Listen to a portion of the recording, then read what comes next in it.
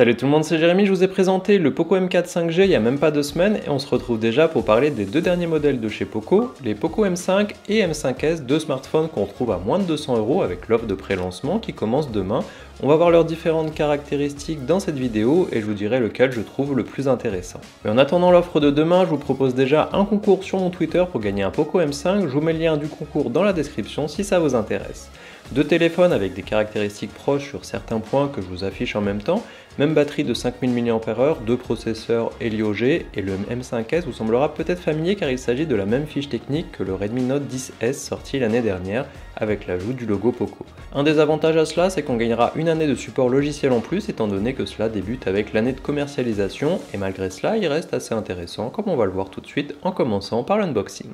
On retrouve les boîtes aux couleurs de Poco, jaune avec le nom du modèle en noir. A l'intérieur, dans les deux cas, on a un outil éjecteur de carte SIM, de la documentation, une protection d'écran, une coque en plastique souple et un câble USB vers USB-C. Là, on va avoir une première différence, c'est au niveau du chargeur. Le M5 est fourni avec un chargeur de 22,5 watts, quand le M5S sera lui compatible avec une charge 33 watts, mais pour la France malheureusement, il sera vendu sans chargeur, alors forcément c'est dommage, et c'est sans doute pour garder le prix sous les 200 €. Mais pendant l'offre de lancement, Poco France rajoute le chargeur gratuitement en plus, c'est à prendre en compte si vous ne disposez pas d'un chargeur Xiaomi suffisamment puissant pour profiter de la charge rapide.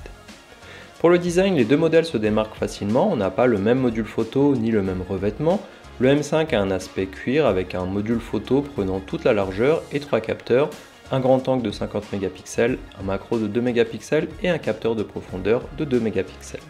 Les bords sont plats avec un port jack et un émetteur infrarouge sur le dessus, les boutons volume et power sur le côté avec le lecteur d'empreintes intégré, sur le dessous un micro, un port USB-C et un haut-parleur et le lecteur dual SIM plus micro SD sur le côté gauche. Le M5 a lui un aspect plus joli je trouve avec le module photo disposé différemment et composé de 4 capteurs, un ultra grand angle de 8 mégapixels, un grand angle de 64 mégapixels, un capteur macro de 2 mégapixels et un capteur de profondeur de 2 mégapixels là aussi.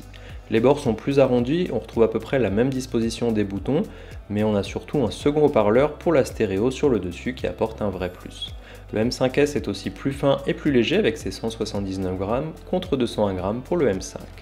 Le M5S a pour moi un design plus agréable et donne un aspect plus premium comparé au M5 et c'est celui que je préfère sur ce point, c'est aussi le smartphone Poco le plus léger au passage. Pour l'écran on aura là aussi des différences, le M5 dispose d'un écran LCD de 6 pouces 58, Full HD+, avec un taux de rafraîchissement de 90 Hz et une luminosité de 500 nits. Pour le M5S il a un écran AMOLED de 6 pouces 43, Full HD+, et une luminosité allant jusqu'à 1100 nits. Alors dans les deux cas il y a du bien et du moins bien. Pour le M5 le point positif c'est de pouvoir monter jusqu'à 90 Hz, c'est d'avoir plus de fluidité dans la navigation ou éventuellement en jeu, mais on est sur un écran LCD qui n'aura pas une très bonne luminosité pour l'extérieur, pas un très bon contraste non plus et qui n'a pas non plus de bonnes couleurs. A l'inverse, le M5S avec son écran AMOLED aura une bien meilleure luminosité, de bons contrastes et de belles couleurs, mais il sera limité à 60 Hz, pas de taux de rafraîchissement plus élevé malheureusement. C'est un choix en fonction de ce qu'on préfère, mais dans mon cas je partirai là aussi pour le M5S car l'écran est tout simplement meilleur selon moi.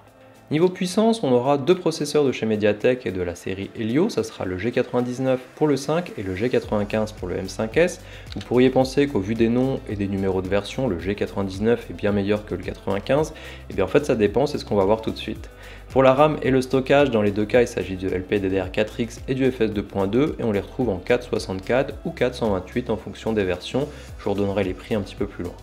Pour les autres caractéristiques, c'est assez similaire, deux téléphones 4G, du NFC, dual SIM plus support micro SD, mais le M5 par contre lui possède du Bluetooth 5.3. Pour comparer les deux processeurs, j'ai lancé quelques benchmarks sur AnTuTu, j'ai obtenu un meilleur score total sur le 5S, on voit que le G99 a un meilleur score sur la partie CPU, mais pas sur la partie GPU, ce qu'il dessert dans sa note finale. Sur PCMark et Geekbench, la note est meilleure sur le M5 et enfin sur 3Dmark qui se concentre plus sur la partie graphique, c'est logiquement le M5S qui a un meilleur score et ça se voit aussi sur PUBG où certes le M5 a un écran 90 Hz mais on pourra se mettre au maximum sur Ultra dans les paramètres avec des FPS qui sont donc bloqués à 45 alors que sur le 5S on peut se mettre sur limite pour avoir des FPS qui vont jusqu'à 60 et c'est de toute façon pas plus haut que va l'écran. C'est aussi plus agréable à jouer sur un écran AMOLED selon moi. On n'a donc pas de réelle différence à l'usage entre les deux processeurs, mais pour la partie jeu, on aura quand même un petit plus sur le M5S. Le G95 permet d'ailleurs de filmer en 4K quand le G99 limitera à la Full HD. Pour l'audio, comme dit avant, on a un port jack sur les deux modèles, mais le M5 n'a qu'un seul haut-parleur et ne profitera pas de la stéréo, contrairement au second. Je vous fais écouter un extrait des deux téléphones et on est sur des modèles entrée de gamme, donc on ne peut pas vraiment en demander beaucoup non plus.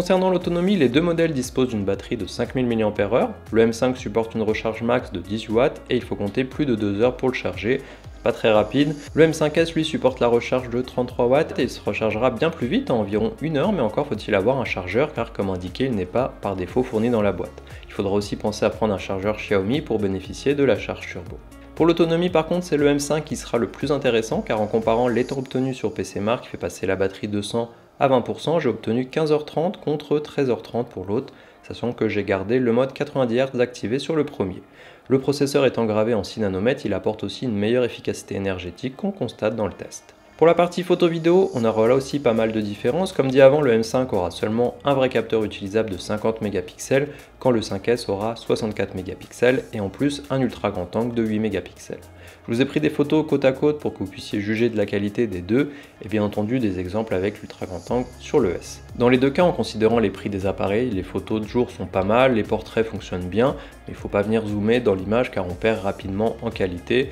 Après on reste sur des téléphones qui ne sont pas très chers donc c'est normal, on ne pourra pas avoir des images exceptionnelles, mais c'est vrai que sur le M5S la qualité est quand même un petit peu au-dessus je trouve.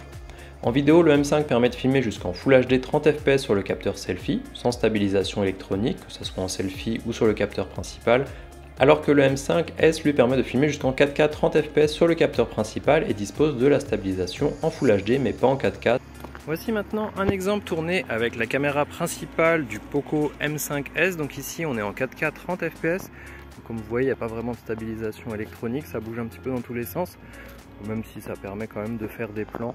plus ou moins réussi on va dire si on fait un petit peu attention quand on se déplace ou en tout cas quand on fait des plans panoramiques comme ici. Bien entendu c'est toujours un plus d'avoir au moins de la 4K parce que ça permet déjà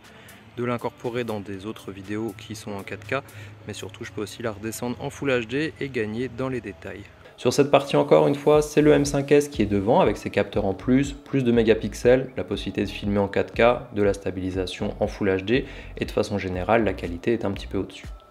Pour le prix, c'est là où le M5 repasse devant car on le trouve à 169 € et 189 € en fonction de la version, quand le M5S est lui à 199 et 219, tout cela pendant la période de lancement qui dure du 12 au 17 septembre. Je vous mets les liens dans la description si vous voulez avoir un peu plus d'informations.